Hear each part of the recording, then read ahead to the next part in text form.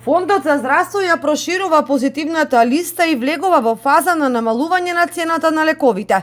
Од 1 јули во аптеките по намалени цени или цени со партиципација ќе се најдат 3 антикоагуланси, со што граѓаните ќе заштедат и до 1800 денари, најави директорот на фондот Сашо Клековски. Значи, почнувајќи од 1 јули во аптеките во земјата се достапни овие 3 антикоагуланти.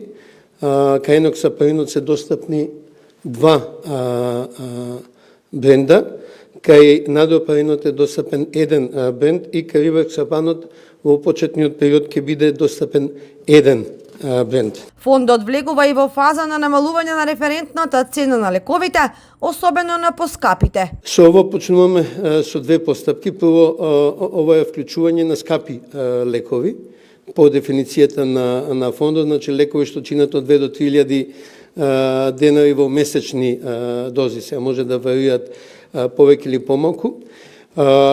И означуваме дека во натамошните чекори ќе се стремиме да вклучуваме ваков тип на лекови. Зошто? Затоа што овие се лековите кои представуваат значителен товар на граѓани. Олеснување треба да има и за лекови против астма, но и други.